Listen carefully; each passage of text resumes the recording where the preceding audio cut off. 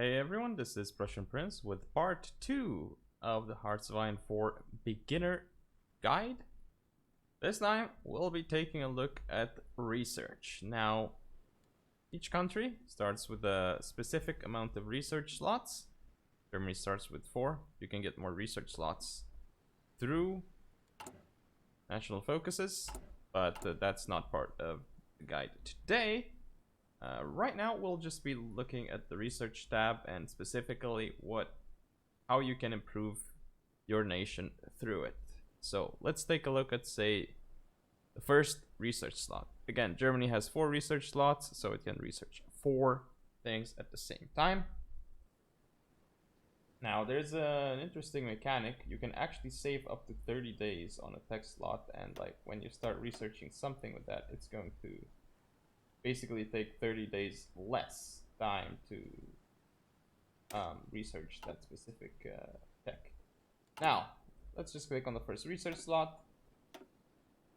And let's go through all the tabs here. You can see there's a lot of tabs. But first, we'll go to infantry. This is pretty basic.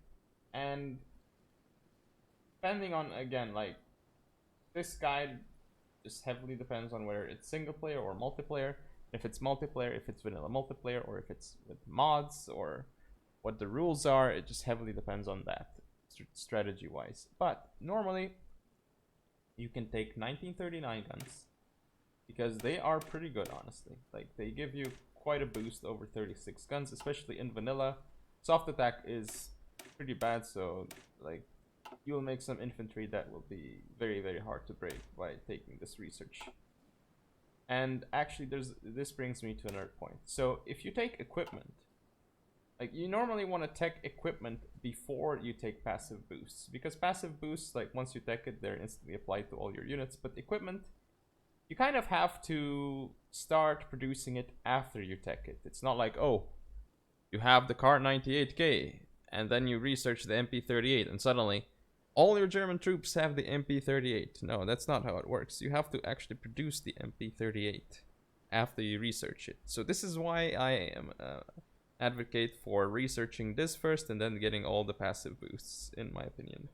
That is the better way to do things. Not just for infantry, but let's say you're researching tanks. Like, wanna focus on getting equipment first and then like passive bonuses. In my opinion, at least, but other people contradict me in that case, but like that's fine. I still think that this is the way to go. Anyway, what are the actual good techs in here? Well, again, this one right here, very good because it upgrades your equipment. And this side over here, because it does give you more defense and more breakthrough on your infantry. More interesting is the actual defense though. Then you have the mobile infantry here. This is actually pretty good stuff if you have armor, because if you get this one is pretty much mandatory for tanks because it does increase your hardness by 100% on your motorized. Enables mech, but mech isn't really used that much. What else? This one right here is very good, but this stuff here, I mean, comes into play far too late. So I mean, even though this tech itself is really good, it just comes in far too late to have like an impact in the game normally. It's a 1943 tech, so yeah, and you can't really get that many bonuses to rush it. Now that we're out of the way with these ones, we'll look at special forces. Very, very important. So normally, I mean, you use paratroopers, mountaineers, and marines. But most of the time, you'll see people using marines or paratroopers. Paratroopers can help you, how should I put it, like capitulate AI very quickly, because AI like usually doesn't tend to guard its VPs too much, or if you actually drop in its territory, gonna have like gonna do crazy things with like reassigning troops everywhere. It's just going to annoy the AI, so good thing to do. Now, the Marines are very important in multiplayer because you really cannot land with like pure infantry, so to speak. So you need actual good Marines to land. Mountaineers, fairly situational, but Mountaineers can be useful around Casablanca region, like over here. This is where they could definitely be useful, or say if you actually get some landing over here in Italy, you can hold this side pretty well. And very important thing, by the way, some consider it cheesy, some consider it not cheesy. So there is, if you have a template with Marines and like the same template with Mountaineers, and you switch it to the Mountaineers, they pretty much have the same exact requirements as Marines, if I remember correctly. So you will not lose experience. So if you suddenly land with Marines and then you go on a mountain tile, you can switch them to Mountaineers and be fine, pretty much. From what I remember, at least, but I didn't test this recently. It used to be the case, so I still think it's the case, though. But that is very important. Now. Again, paratroopers. We talked about this. Mountaineers and Marines. This deck here, normally don't touch it too much. So like, it's, yeah. I mean, you probably want the side that increases the capacity multiplier. Like, no way that you should go for the other one, in my opinion, because you need more people, and like the training time isn't really that great. Although you do get some nice bonuses from this one, the supply grace and all that stuff, and the elite forces. Anyway, now let's move on to support companies. This tab can be very important for you as a nation, or it can be very useful. Now, there's lots of debate going on about support companies, but here's ones that you should use on pretty much anything if you have enough support equipment. You want engineers on literally every single 40 width unit that you make, 40 width template. You want engineers. If it's a 20 width, you can skip engineers, but still would be quite helpful. Recon. I would not put this on infantry. I would put this on tanks, like, and that kind of stuff, but not infantry. Not 20 width, not even 40 width, honestly. Military police on nothing. Maintenance company or on nothing, unless you're like doing some cheesy stuff, but I would not use that. I mean, cheesy stuff would be like stealing CAS or tanks with like some really ridiculous strategy, but no, it's not tested, and obviously like it's not meta.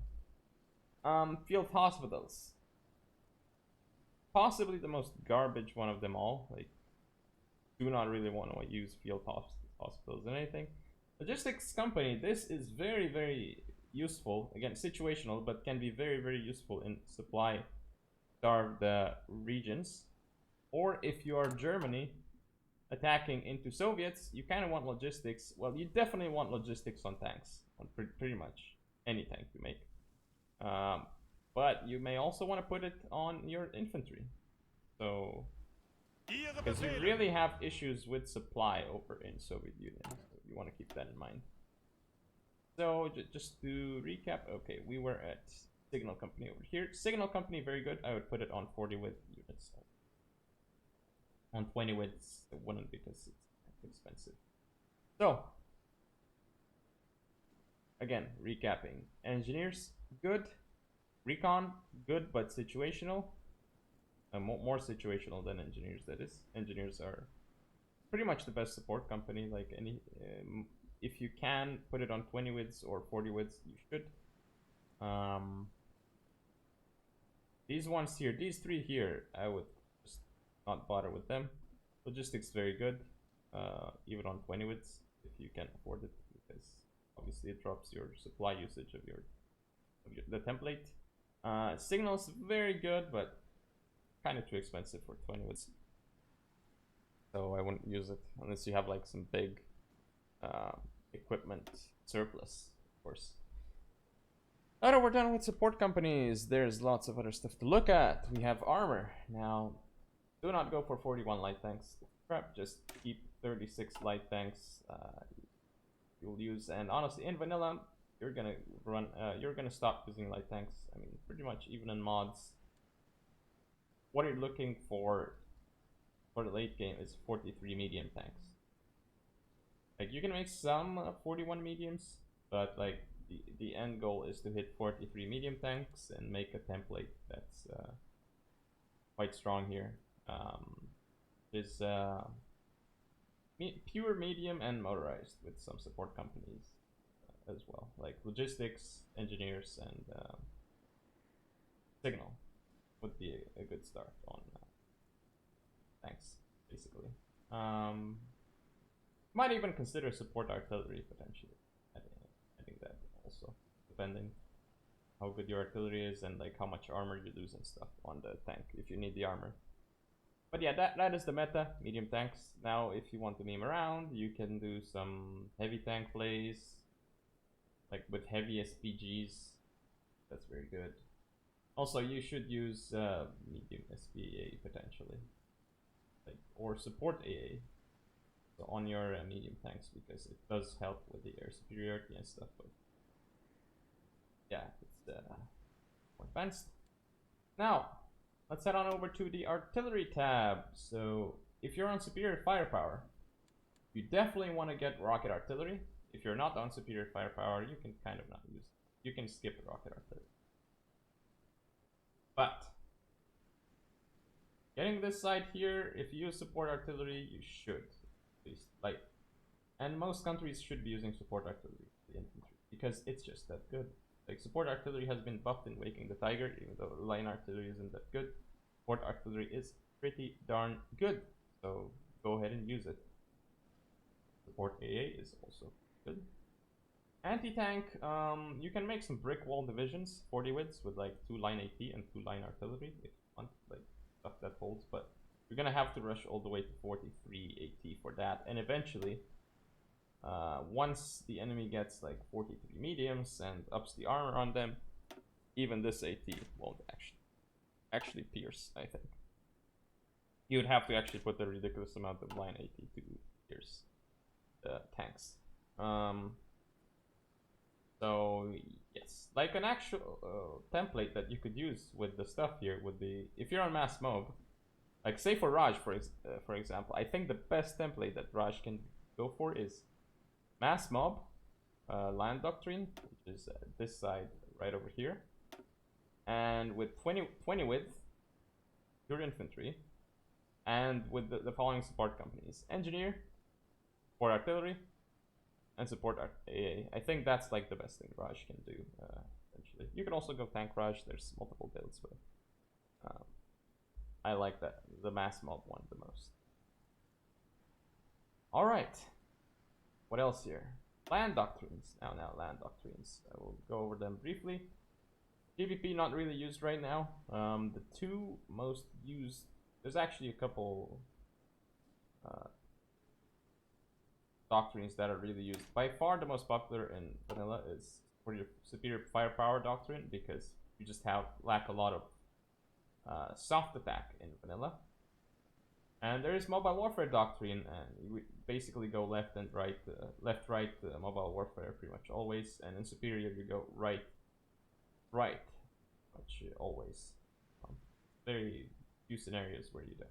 And the same thing in mobile warfare, generally left, right.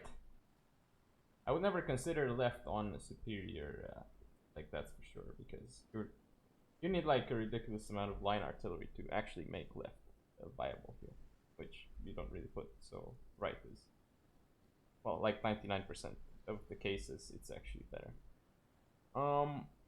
So when do you use mobile warfare? Well, the thing is, you use mobile warfare when you're already winning the war and you just want to win it fast. That's basically how you do it. But if the war is getting drawn out, superior firepower will end up winning, and if you're even to the opponent, like mobile warfare isn't really gonna allow you to do like big maneuvers with your tanks and encirclements and stuff, unless the enemy just isn't that good. Now, GBP, well, you can use, I mean, it's not really that good anymore. The only way I can see it being worth it is if you go some sort of entrench build and just use the GBP to entrench, because that would make some really strong units defensively entrenched. Like it would actually I mean, it's like something that you could try on Raj, but honestly, I don't like it very much. Like if you entrench here in Singapore or over here, there's no way that Japan can push you, basically. So like you'll just be so strong on your stuff, but like you'll be missing manpower, so I wouldn't do that on Rush. But still, there's some stuff you can do with the entrench, like stack it with also defensive doctrine, field marshals, the other stuff, and ambusher general trait also I believe adds entrenchment. So there's some stacking you can do there. Now, you also have mass assault. Ignore deep battle. Don't use it. Mass mob is very useful and probably the doctrine of choice in vanilla. Like these two, superior firepower right, and the mass assault right is like these two are just the best in vanilla right now by far over the other stuff. Like you don't want GVP, you don't want warfare. So you're right, assault right. Both very good to go for. Now, if you go mass assault, here's what's really good about mass assault. You have plus 15% reinforce rate, and like you lower the combat with your infantry, and of course you get more manpower. Like human wave offensive gives you such good bonuses. Literally all three of those are great. What it gives you there. And in vanilla, since your people are lacking soft attack, you'll make some really unbreakable divisions for a very long time until they get like, I don't know, 43 mediums even, and you cannot pierce them with what you have. Yeah, that's enough for land doctrines. Not too good when it comes to naval, but we can go for it. Generally, here's the ships that you want in, or the text that you want in naval tab. So this right here is separated from the rest. This is the landing craft. If you're doing naval invasions, definitely get these texts. Absolutely important. Helps a lot with what you're doing. Now, the actual stuff. You want some battle cruisers are very good in vanilla. Those are battleships. But the Kings of the Seas, definitely you need carriers if you want to actually win the seas. Of course, subs and I mean light cruisers. Those are the screens of choice. Submarines can be good for like raiding, of course. Like you can use a stack of 3 subs to raid one zone. Naval Doctrine certainly would go base strike and right side here. It's a carrier side. Yeah, go through that quickly. Air. So what's really useful in vanilla?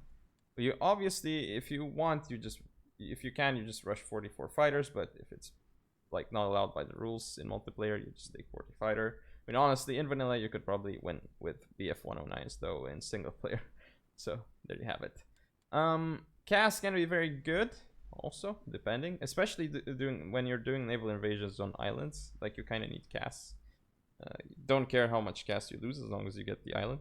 Like you're not gonna lose that much taking the island. Heavy fighters not really useful. Tactical bombers I wouldn't use. I would use strategic bombers though. Like if you want to like destroy a country, use strategic bombers. Like they're banned in lots of multiplayer games. Also, in virtually every multiplayer game right now, I think. Well, at least the ones that I've played, unless they're all welcome games. All right, now Air Doctrine. There's a couple of choices you have here. So, Op and Tag. You pick this if you are controlling fighters and you are doing the air war. So, basically, in multiplayer, there's this so-called meta of using air controllers per faction. So, each faction has a designated air controller. For allies, it's usually the player on Canada. For Axis, it's more difficult to say. It can be Hungary, it can be Romania, but those two are the options. For Comintern, depends on the mod and everything, but normally it's just Soviet Union, but sometimes it's Comintern gets like Iran or something, and that a player can be on and be the air controller. There's that. Or Afghanistan, that too. Again, if you're the air controller, you're going for operational integrity. Strategic destruction is something that you could potentially use as Soviet Union, because you need like not as much tech here to get to the fighter agility, whereas you need 2, 3, 4, 5, 6 here. So 1, 2, 3, 4, 5. See, like you don't need that much tech to get to the agility, which is very important. Something that you should keep in mind, because Soviet gets like a debuff to teching doctrines. So yeah, battlefield support. Definitely the one nation that you should consider this on is Germany, because Germany, you know, in multiplayer won't really use planes itself. So going for cast doctrine, basically this is cast doctrine. Battlefield support, this is what you want, because you want all this ground support stuff, like all these goodies here: air support, air superiority, and ground support. Like this is gonna make your units so strong when you have air superiority and you have cast also in the fight. Like your units are gonna be ridiculous. Germany is pretty much the only nation I can think of right now that can run battlefield support as like part of the meta. Now, engineering tab. You always want to have computing up to date. Not necessarily because of the research time but bonus. That one is nice, but you want the encryption decryption, because this just gives you, it allows you first of all to more accurately see what kind of stuff other countries have in the diplomacy window here, and it also allows you to see their focus if they picked one more accurately, and also it helps your units in combat also. Now, besides those, probably the single best tech here if you're using land units is radio, because of the reinforced rate. 5% reinforced rate is mandatory if you're doing land warfare. Now this radar stuff, like situational, depends on who you're playing. If you're playing UK, you want radar. If you're playing, I don't know, Hungary or Romania, like you can tech radar and build it. Also, I mean, I guess even France can, if it stays in the game, just build stuff on Corsica or like, you know, Sardinia if you hold it, but it's risky. But yeah, Hungary and UK, definitely nations that should consider radar. Those two for sure. What else here? This side here, not really relevant. I wouldn't really focus on that side. Now, the last tab, and super important tab. Let's start with synthetic oil. This one, very good for Germany, and let me show you why. Germany, where is it? Right, here it is. This is called synthetic rubber. It modifies synthetic refinery resource output by +2 rubber. Very good, which makes your refineries insanely better. Like, it's essentially worth 2 rubber techs. Like, it's so good. It's so good. Build refineries as Germany, for sure. In multiplayer, absolutely. In single player, can do whatever, but in multiplayer, do build refineries on Germany. Now, the other techs, what do you want? 99% of the time, you go concentrated industry, because you just snowball so much, and like you normally don't switch infantry equipment, and in multiplayer you're pretty much gonna be stuck on 1940 fighters, so you're not gonna go to 1944 fighters because normally they're not allowed, and they're actually far away if they're not. And even if they're allowed, you're just gonna get 44 fighters at a time where concentrated is still gonna be better. Now, concentrated again 99% of the time, 1% like dispersed if you have like a specific use case for it. Now, machine tools here, obviously This side, super important. If you don't have building slot issues, I would take machine tools before concentrated tech, because you want to bring up the production efficiency faster. Because I mean, once you get concentrated, like the factory output boost is instantly applied, but not the production efficiency doesn't go up by plus 10% when you get the cap tech. You just have to, the cap increases, but then your current number has to increase to that new cap also over time. So this is why I like machine tools first if you don't have building slot issues. If you have building slot issues, take concentrated industry by any means, and then take assembly line, the machine tools. Now, construction tab or category here, very, very good. This is, I would prioritize this also over like a lot of techs.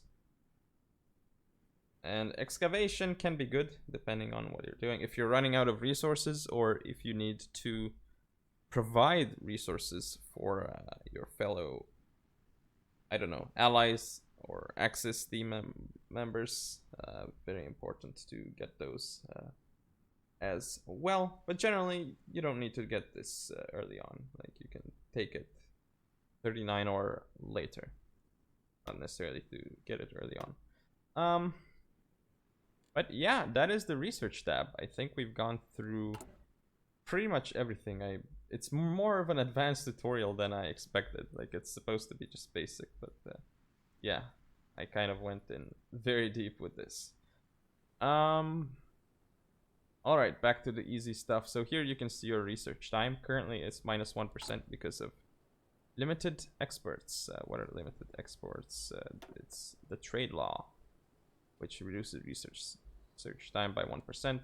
Normally you will go free trade for even bigger bonuses or export, depending. Yeah, so what would say a day one setup look like on a nation? Well, let's take a look. You kind of want the computing. You want like all the, you normally don't start with like 36 machine tools, so you want the machine tools, you want the construction. So this is, I usually pick those three on most nations. And then like you kind of have to consider also the doctrines. So I normally follow along the doctrine or switch to a different doctrine on my other slot that is unused. So this is kind of the stuff that I like to start with tech-wise, because you want to snowball in industry, want to snowball in research, because this is very important, and like you need the computing anyway. It's gonna help you research faster. You need radio anyway, because you also need encryption and decryption. So just be on time with this, and like, yeah, like snowballing industry wise, very good. You want to be able to construct stuff faster, want to be able to produce more stuff, like absolutely important to get the industry and this stuff here. And later on you can, when time comes, you can start considering getting the equipment and then the passive bonuses. That's how I like to play it. But yeah, that was the research explanation. And actually, there's another thing that I missed before we forget. There's some focuses which will give you bonuses to researching stuff. Like for instance, where is it? Right, so tactical air effort. This is gonna give you 50% research bonus for CAS. So this is gonna be 50% cheaper. It's gonna take a lot less time to tech it. And this is how people play in multiplayer. They will use this research bonus on specific techs, like sometimes 40, other times 44. Like if you got 2 bonuses, Jesus, you can go like 44 CAS or 44 fighters. Like, it's insane. But again, 44 air is normally banned. Germany also gets a lot of bonuses for armor tech. Like, look, this is 50% on armor. Then you have like another buff here as well. So this is how you research stuff very far ahead of time with a nation, depending on your focus tree. So keep in mind your focus tree and then research the equipment that your focus tree is giving you buffs to normally. Tailor your research build according to that, unless of course again it's specific stuff. But anyway, that was the research guide. Thanks for watching. I'll see you in episode 3 and Happy New Year. And of course, comment, rate, and subscribe. Follow me on social media, and I'll see you all next time.